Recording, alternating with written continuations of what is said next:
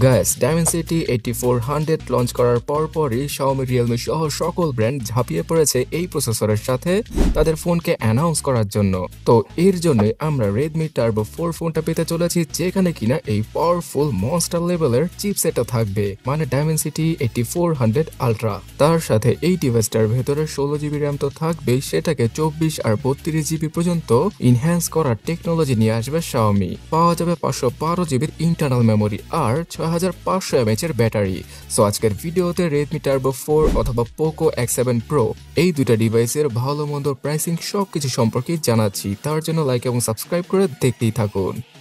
Chinese মার্কেটে Redmi Turbo 4 নামে আসলেও Poco X7 Pro নামে গ্লোবাল মার্কেটে আসবে এই ফোনটা, যেটা কিনা জানুয়ারি মাস থেকেই আমরা পেয়ে যাব। সো বাংলাদেশের মার্কেটে অবশ্যই এই জানুয়ারি মাস থেকে আনঅফিসিয়াল ভাবে মার্কেটটা গরম করবে এই ডিভাইসটি, বিকজ এইখানে সবচেয়ে পাওয়ারফুল, মানে মিড বাজেটের মধ্যে সবচেয়ে পাওয়ারফুল MediaTek Dimensity 8400 Ultra এই 4 ন্যানোমিটার নডে তৈরি করা চিপসেটটাকে ইউজ করা হবে, যার আন্তত বেঞ্চমার্কের স্কোর 15 লক্ষ থেকে শুরু করে 18 লক্ষের কাছাকাছি হতে পারে, যেটা কিনা আমেজিং। তাছাড়া এই চিপসেটটা অনেকটাই স্ন্যাপড্রাগন 8 Gen 3 এর কাছাকাছি যেতে পারবে পারফরমেন্সগত দিক দিয়ে। তার পাশাপাশি এআই রিলেটেড কাজগুলো আরো দ্রুত গতিতে এবং খুব অপটিমাইজ ভাবে করার জন্য রয়েছে সবচেয়ে ফাস্ট এনপিইউ। সো যারা কিনা গেমিং করবেন, ভিডিও এডিটিং করবেন আর 1.5 থেকে 2 বছর কোনো হ্যাং অথবা ল্যাগ ছাড়া ফোন ইউজ করতে চাইছেন, তাদের জন্যই Redmi Turbo 4 স্মার্টফোনটা একটা বিস্ট লেভেলের ফোন হতে চলেছে, যেখানে কিনা অপটিমাইজেশনগত দিক দিয়ে কোনো কমতি রাখবে না Xiaomi, বিকজ এখানে Android 15 আর HyperOS এর লেটেস্ট 2.0 ভার্সনটা থাকবে, যেখানে কিনা অনেকটাই আইফোনের মতো স্মুথ অ্যানিমেশনকে নিয়ে আসছে তারা। তার পাশাপাশি Android 16, 17 আর 18 পর্যন্ত আপডেট পেয়ে যাবে Redmi Turbo 4 অথবা Poco X7 Pro।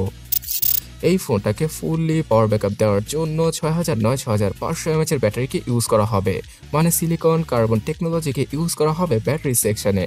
90 ওয়াটের চার্জিং স্পিডের মাধ্যমে খুব দ্রুত গতিতে চার্জ করা পসিবল হবে এই ব্যাটারিকে, আর একবার চার্জ করে ফেললে 2 দিনের মতো ব্যাটারি ব্যাকআপ ইজিলি চোখ বন্ধ করে পাওয়া যাবে Redmi Turbo 4 থেকে।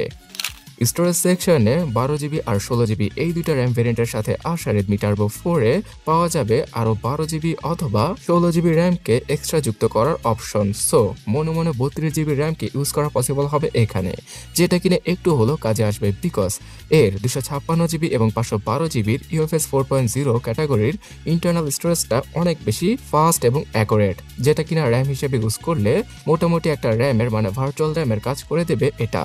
তাছাড়া র্যাম হিসেবে LPDDR5X এর র্যামকে ইউজ করতে যাচ্ছে Xiaomi। সো পারফরমেন্সগত দিক দিয়ে কোনো প্রকার কমতি রাখবে না তারা। তবে যেই জিনিসটার ভেতরে কমতি পাওয়া যাবে সেটা হচ্ছে গিয়ে এর ক্যামেরা সেকশন। রেডমির এই টার্বো সিরিজের ফোন অথবা পোকোর ফোনগুলোতে ক্যামেরার দিক দিয়ে অতটাও উন্নত কিছু আনে না তারা, এবং তারই ধারাবাহিকতায় 50+8 মেগাপিক্সেলের ক্যামেরা সেটা পাওয়া যাবে ফোনটার পেছনে। সামনে থাকবে 20 মেগাপিক্সেলের ডিসেন্ট ক্যাটাগরির সেন্সর। সো ব্যাক ক্যামেরা দ্বারা 4K আর ফ্রন্ট ক্যামেরা দ্বারা 1080pতে 60 fps এর সাদামাটা ভিডিও রেকর্ডিং করা পসিবল হবে, আর রিয়ার ক্যামেরাতে OIS এর সাপোর্টটা থাকবে। সো EIS আর OIS মিলে খুব স্টেবল ভিডিওগুলো শুট করা পসিবল হবে Redmi Turbo 4 দ্বারা। তবে ক্যামেরার কোয়ালিটি বাজেট অনুযায়ী আরও কিছুটা উন্নত করা দরকার ছিল, বাট পারফরমেন্সগত দিক দিয়ে সবচেয়ে বেশি খরচ করে ফেলেছে তারা, তাই ক্যামেরা হার্ডওয়্যারে অতটাও শক্তিশালী কিছু দেওয়া পসিবল হচ্ছিল না। 6.67 ইঞ্চি সাইজের LTPS টেকনোলজির OLED প্যানেলের ডিসপ্লেকে ইউজ করা হবে Redmi Turbo 4 এ। বর্তমানে লিক হওয়া ইমেজগুলো থেকে জানতে পারা যায় যে ডিসপ্লের কর্নারের বেজেলগুলো একদম মিনিমাল টাইপের থাকবে, মানে অনেক ন্যারো বেজেলের সাথে আসবে Redmi Turbo 4, এবং এই ইমেজগুলো দেখলে বুঝতে পারা যায় যে স্যামসাং এর S24 Plus স্মার্টফোনটার মতোই পাতলা বেজেলের সাথে আসবে Redmi Turbo 4 স্মার্টফোনটার ডিসপ্লে, যেখানে কিনা 1.5K রেজুলেশন আর 120Hz এর রিফ্রেশ রেটের পাশাপাশি HDR10+ সাপোর্ট, ডলবি অ্যাটমসের সাপোর্ট সহ 3000 নিটসের পিক ব্রাইটনেস থাকতে পারে। সো একদম অস্থির কোয়ালিটির OLED প্যানেলের ডিসপ্লেকে আনতে চলেছে Xiaomi, যেখানে কিনা আন্ডার ডিসপ্লে ফিঙ্গারপ্রিন্ট স্ক্যানারটা রয়েছে, পাওয়া যাবে সফটওয়্যার বেস ফেস আনলক আর জাইরো সহ সব ধরনের প্রয়োজনীয় সেন্সর। সো গাইস, চাইনিজ মার্কেটে শুধুমাত্র 23 থেকে 25,000 টাকার মধ্যেই লঞ্চ করা হবে Redmi Turbo 4K, কিন্তু বাংলাদেশের মার্কেটে এটা 30,000 টাকার উপরেই পাওয়া যাবে। তবে গ্লোবাল মার্কেটে যে Poco X7 Proটা আসবে সেটাকে কিনতে হলে 35 থেকে 40,000 টাকা পর্যন্ত খরচ করতে হতে পারে আমাদের, যেমনটা কিনা বর্তমানে Redmi Turbo 3 আর Poco F6 এর বেলায় আমরা দেখছি।